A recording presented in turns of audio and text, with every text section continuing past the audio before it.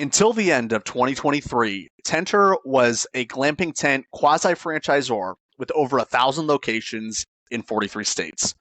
By the sheer number of locations, they were by far the biggest name in camping. Today, the company's shut down, and we're going to talk about the story and the lessons learned from the rise and fall of Tentrr.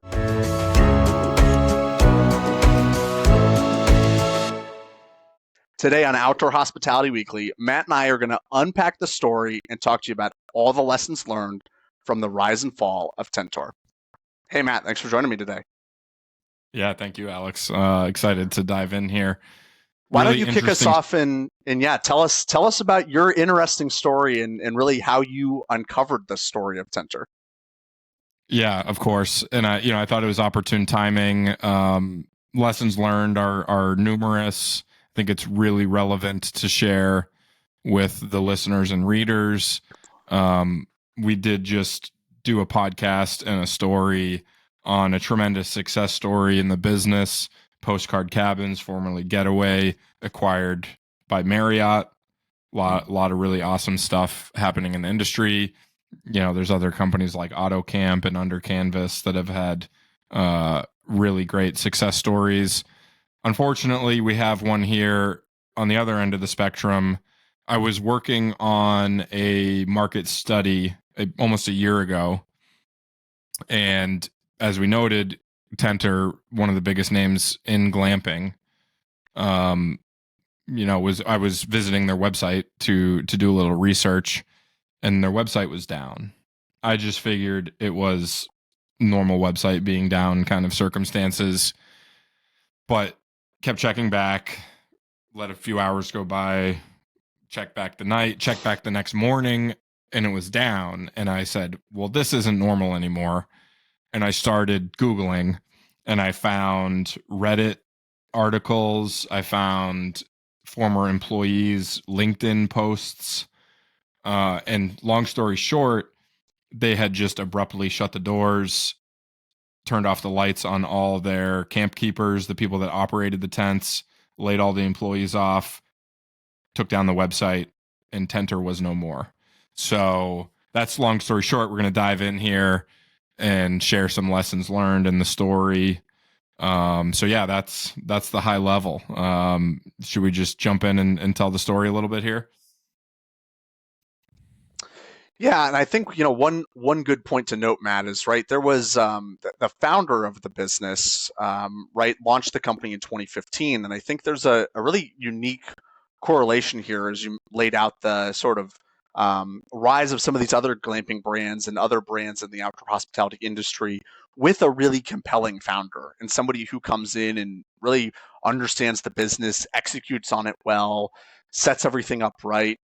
And we've seen that not only in this industry, but in the tech space and some of these other spaces as well. And after his passing, I think the business may have radically changed and begun to really fall victim to some of these lessons learned that we're going to get into today. So just kind of an interesting note before we get into that of we see that a lot, and unfortunately this is a horrible tragedy in this circumstance, but really took a turn for the worst, I think, after his passing and put the company on this trajectory and ultimately led to its downfall. Yeah, well said. And yeah, we're talking about founder Michael D'Agostino, who tragically and suddenly passed away in 2021 at the end of the year in 2021. We noted that Tentrr was founded in 2015. They raised nearly $18 million through 6 venture funding rounds from 15 to 21. So they were no slouches when it came to raising money. Big name. I think, honestly, in the world of camping, became kind of a household name. Right. I think anyone that was big into camping or glamping probably knew what Tentrr was. They were in 43 states, 1,000 locations. I mean, that's huge. So, they grew quickly. They raised a bunch of money. They put out a bunch of locations. And just an interesting note about their business model is they would partner with these camp keepers and really sell them the equipment to operate independent glamping sites. they would partner with individuals on one site or two sites or five sites, and they partnered with a lot of state parks and state park systems. So they cast a wide net. They had their fingers in a tremendous amount of both public and private land. And so, you fast forward and you get into 2022 into 2023, and then some trouble started to arise. And again, this was only 1 to 2 years after right the passing in 2021. So right. things really started taking a turn after the successful money raise, twice the amount of locations as KOA had at the time, right? And like overall, just horrible story. I can't say that enough, because it honestly, I think, floors so many people, knowing that I knew the name when I first came into the industry, as you probably did, and it is just such a, you almost can't believe it, right? For the individuals who were a part of this and were the camp keepers in the system, and the people who had bought into this, it just was really a really horrible situation. And honestly, again, hard for me to even get over it in a way. Right, for sure.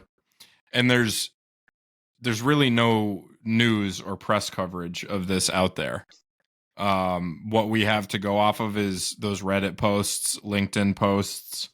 The former camp keepers have created a couple Facebook groups, in support of each other.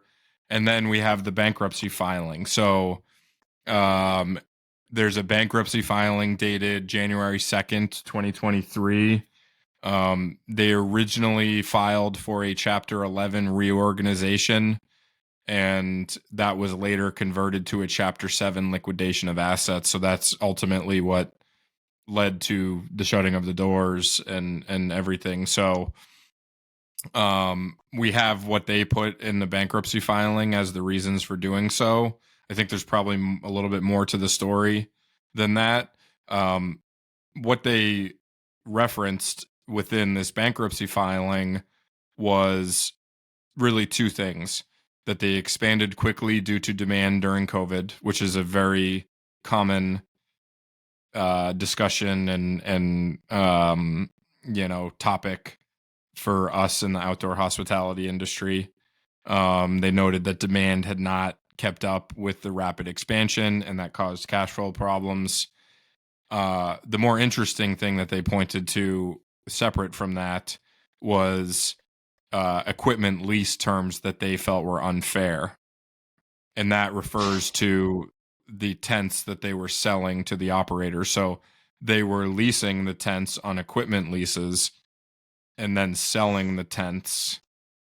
So they had these exorbitant equipment lease payments that, in the bankruptcy filing, you can go, if you just Google Tentrr bankruptcy filing, you can see the documents. It's all public record.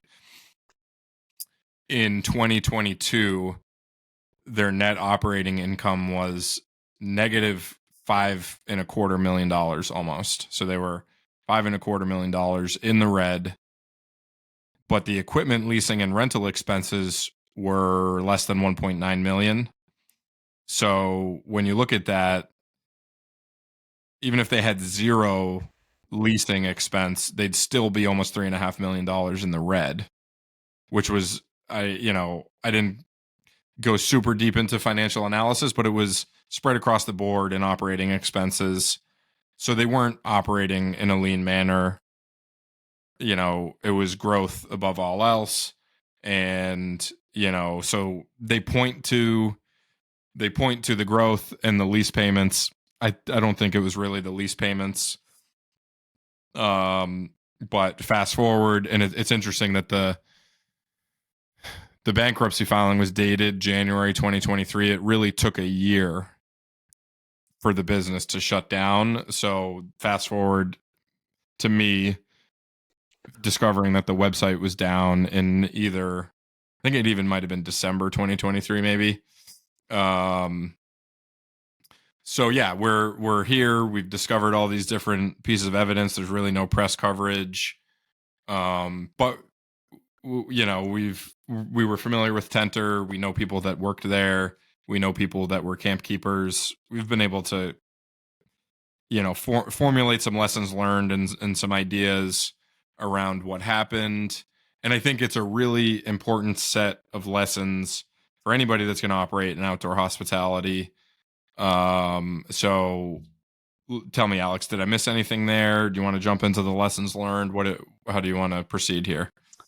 Yeah, I'd say let's jump in. I think yeah, all really good points, and as you said, just kind of an interesting dissipation in the way that everything was set up. It really, they were trying to operate this model of selling and providing these kits to the camp keepers. So you're thinking, well, okay, they're doing this in a really, light way in a not capital intensive, heavy manner, when in reality, these equipment leases and the stuff that they had behind the scenes really showed the exact opposite. So I think, as you mentioned, Matt, as we dive into these lessons learned, this is really a great case study and conversation around the optics of the business and actually running a really unsuccessful business in the background, and some of the things and that we all can point to as operators and people in the industry to say, avoid this, consider running your business a different way. And I think lesson one is a really great one to start with, right, as we look at product quality and quality control in general. For sure. Yep, definitely. Lack of quality control. And I think that boils down to the rate at which they expanded. And it also closely relates to some of the lessons we'll talk about in a minute here. But I think it provides a glimpse into some business models we see today with, whether you want to call it, camping or glamping arbitrage or revenue share, where the brand or the operator or whatever you want to call it doesn't control the land that is beneath the campsite. Creates a lot of complexity to operating these types of properties, creates more cooks in the kitchen, whatever analogy you want to use or cliche.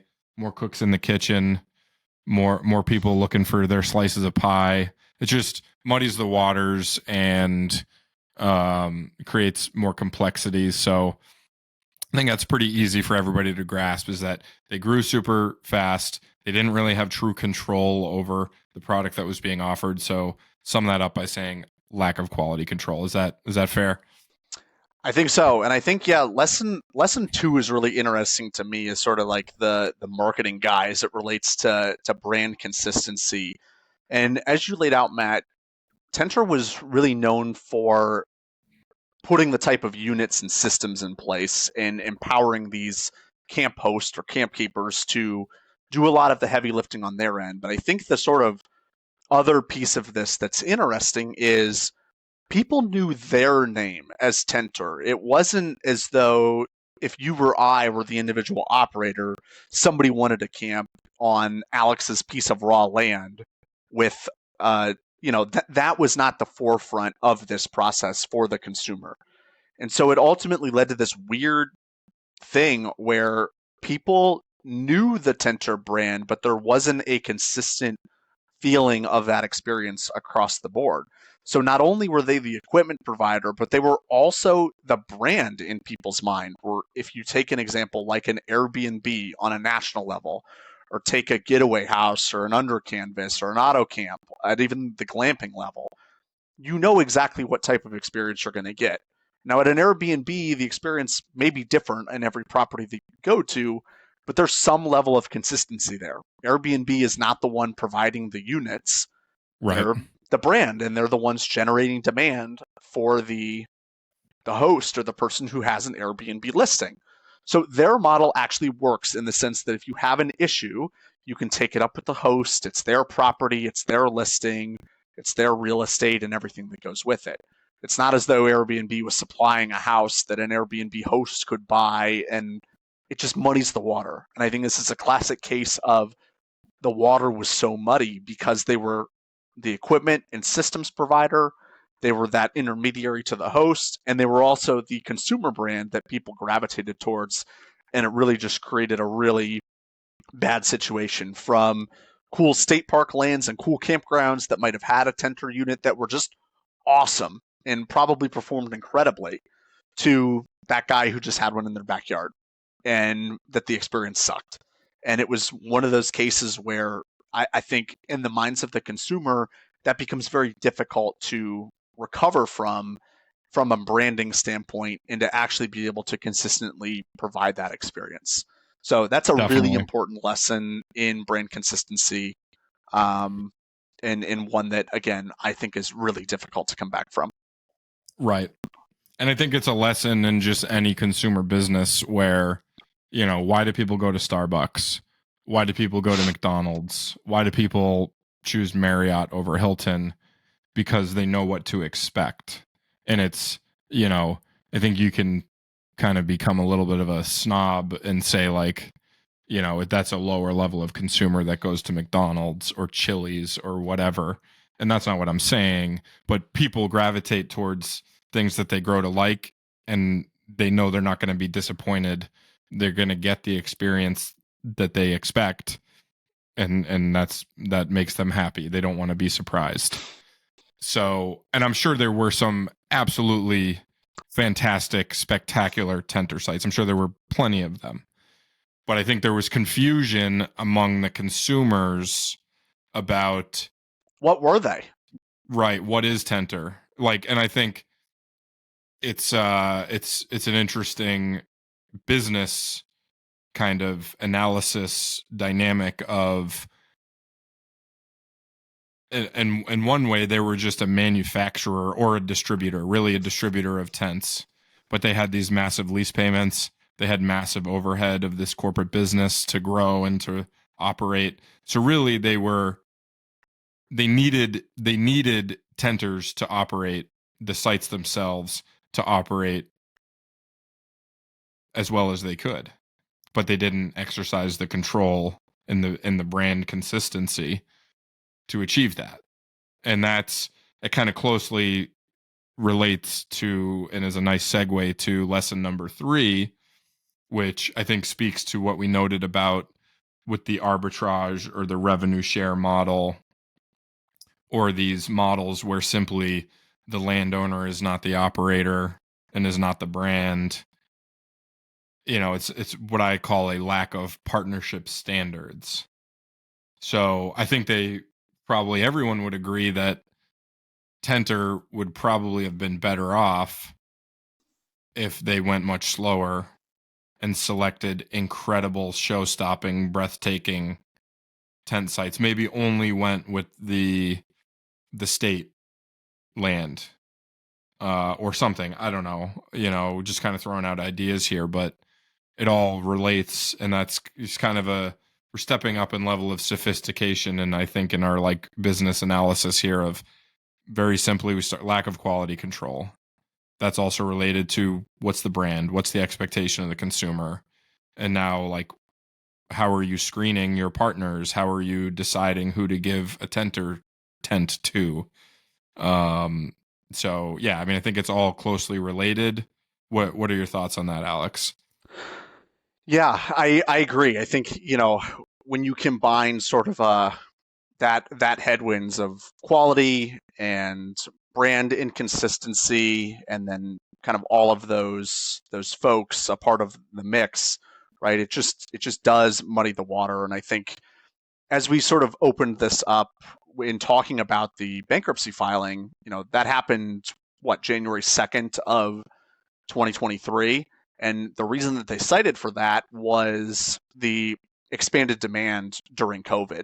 And I think, tying this sort of really full circle here with lesson number 4, having a lot of these poor business decisions due to COVID, which obviously none of us saw coming, but was something that, as you alluded to, Matt, right, taking a slower path just allows you to be able to make decisions without that ballooning debt over your head, or all of these partners and locations to manage, and these complaints from customers and the different types of units coming in. All of that just sort of it gets magnified in a really big way when you have something hit as hard and as fast as it did, as what COVID did.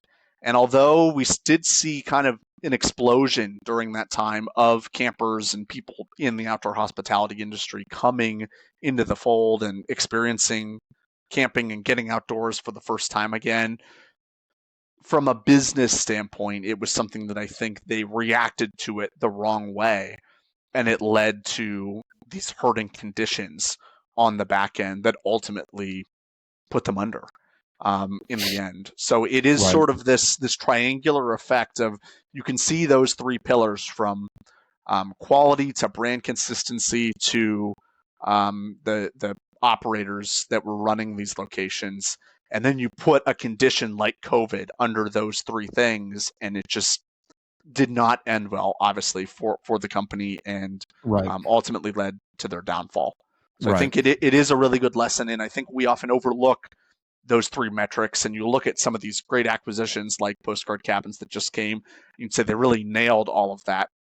Postcard Cabin still does not have nearly as many locations as what Tentrr did in its peak, but they Right. ultimately chose the right pieces of property, put the right types of unit on it, built an incredible brand with great people at the helm as they developed and acquired demand and grew the business. And that's why they're still around, and why Tentrr may not. Is Right. the debt and then the poor decision making came to a crosshairs, and to me, that's why it all happened. So it really Right. sort of interesting comparison. I would encourage, everybody to go back and watch that video and conversation we had with Sam Morton, the guy who, developed and built these locations from the very beginning. And you can really hear as Sam talked through it and talks about his path, the way in which they were approaching it, and the thoughtfulness and the way in which he looked at the developments and the result that they were able to get out of them, and how that's very different from the picture that we painted today, and the growth path and the arc that Tentrr had ramping up to its peak. So I would highly Right. encourage people, after you're done watching this, go back and watch this, and I think you'll really get that picture of a success and a failure in the glamping industry, and the lessons you can learn from it. Matt, Right. anything as we wrap up? No, I think it's a really interesting kind of juxtaposition of two different outcomes. And I think, like, you bring it back to the consumer brands comparisons and analogy, and, like, I would say Getaway kind of became, like, in Postcard Cabins now, kind of became the Starbucks of glamping. And me personally, yeah, I'm a frequent patron of Starbucks, but it's not my first choice. If there's like a boutique local roaster or local boutique coffee shop, I'll always stop there first, because I like to experience different new things. But if there isn't that, or it has bad reviews on Google or whatever, I'll just go to Starbucks because I know what to expect at Starbucks. Did Postcard Cabins and Getaway develop the most beautiful campsites and the most beautiful units? They're cool. They're cool for sure. I'm not taking anything away from them. I'm a tiny little ant. I'm the tiny little speck on an ant compared to them. They're incredible. But is it my first choice as a consumer? No.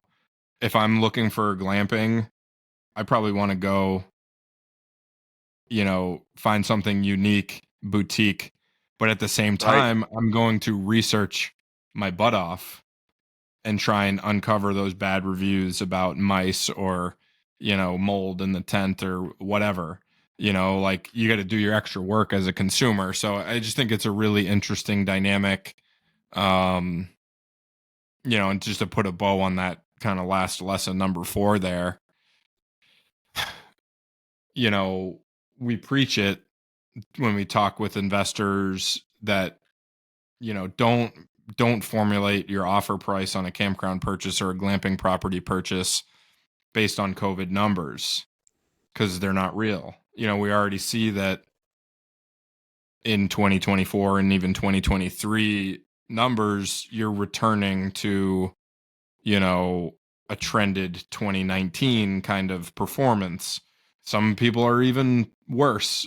Their numbers in 2023 and 2024 are maybe worse than they were in 2019.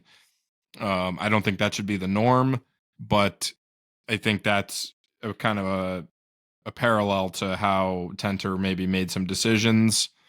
on the growth. They thought, COVID demand was there to stay, and they made some decisions based on that. I'll also just caveat this all with saying that, we have a pretty good idea of what happened there. We don't have any insider knowledge.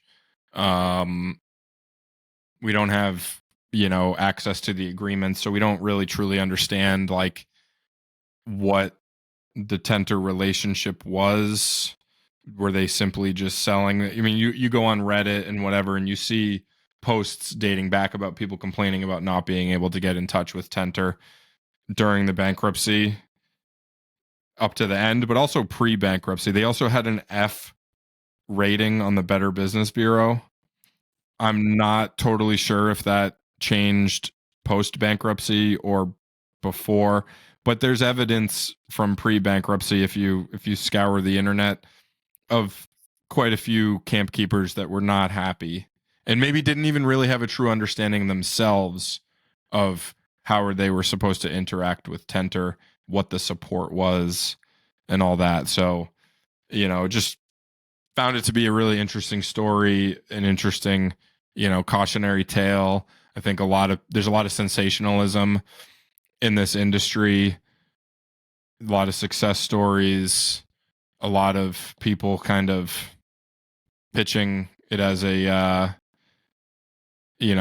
some sort of a get rich quick scheme of set up a glamping site in your backyard and change your future type of deal. And can that happen? Sure. But it's also a really hard, complex business.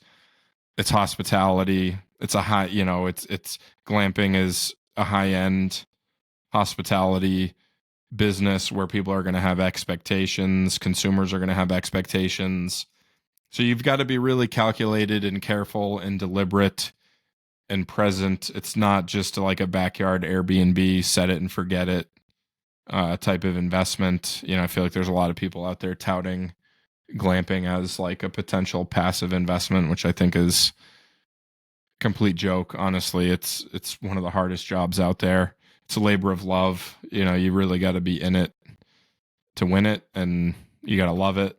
And if money or what you see on a spreadsheet is your primary motivator, you still may succeed, but I wouldn't say that's the best way to approach it. You got to love making people happy, love the outdoors, love providing an awesome guest experience. And evidently that is not what happened here. So I think that's a great note to wrap on, Matt, as sort of the cautionary tale for people as we wrap up. But appreciate everybody for being here and listening to another great episode of Outdoor Hospitality Weekly. We'll see you next week for another great episode, and hope everybody has a great week. Thanks, guys.